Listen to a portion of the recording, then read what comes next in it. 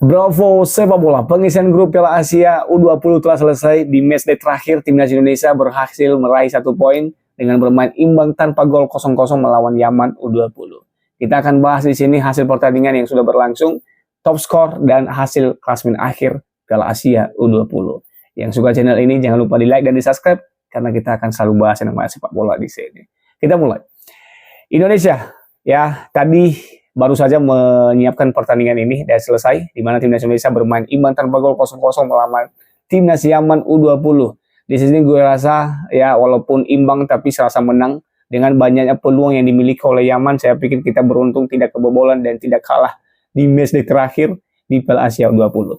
Jika sampai kalah, saya pikir ini oleh-oleh yang sangat menyakitkan setelah balik ke Indonesia nantinya atau besok ya asuhan dari Indra Safri ini. Kita update hasil pertandingan untuk matchday terakhir atau matchday ketiga, di mana Iran ya berhasil mengalahkan Uzbekistan. Tentunya Iran akan berada di posisi pertama dan lolos otomatis ke babak 8 besar. Iran berhasil mengalahkan Uzbekistan dengan skor 2-1 di matchday terakhir, dan Indonesia imbang tanpa gol melawan Yaman U20.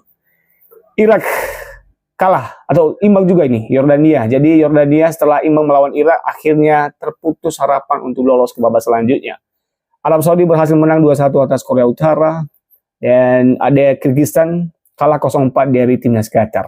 Jadi sisa ada 2 pertandingan lagi antara timnas Korea Selatan dan Jepang, dan Thailand versus Suriah. Jadi bisa dipastikan hasil imbang saja Jepang dan Korea Selatan sudah mengantarkan mereka ke babak selanjutnya. Kita lihat klasemen sementara untuk grup A. Australia masih berada di posisi pertama ya untuk grup A, dan tentunya otomatis akan lolos ke babak selanjutnya. Dan Republik China berada di posisi kedua ya untuk klasemen akhir di grup A. Qatar berada di posisi ketiga dan Kyrgyzstan berada di posisi juru kunci. Dan di grup B ada Arab Saudi dan Irak U20 yang berhasil lolos. Irak berhasil menyalip ya Yordania di menit-menit akhir dan akhirnya lolos ke babak 8 besar.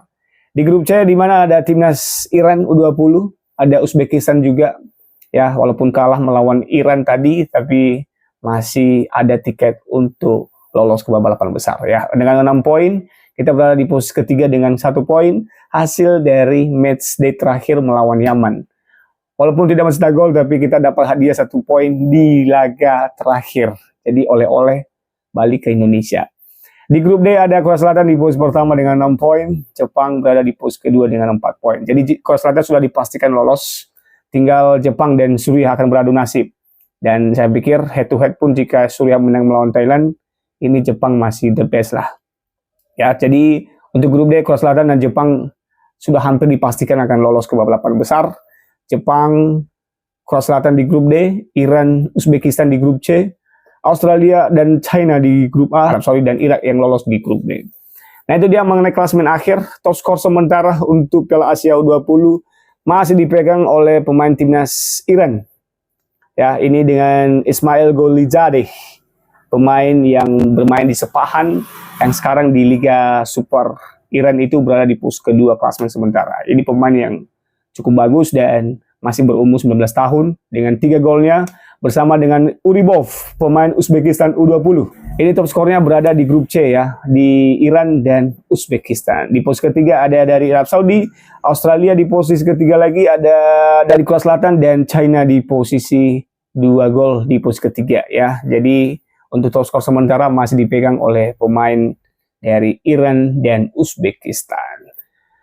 Nah itu dia mengenai hasil pertandingan yang sudah berlangsung, dan untuk klasemen akhir di mana sudah ditentukan bahwa ada 8 tim yang sudah akan bermain di babak selanjutnya.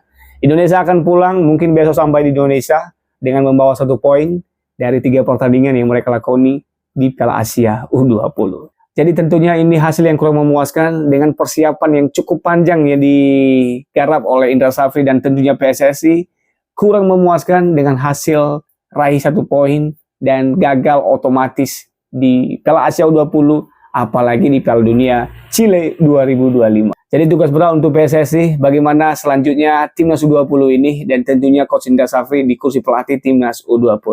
Menurut teman-teman, haruskah dievaluasi atau malah akan stay? Seperti kata Pak Erick Thohir, harus tetap dijaga regenerasi timnas junior ini. Tulis komentarmu di kolom komentar. Bravo sepak bola.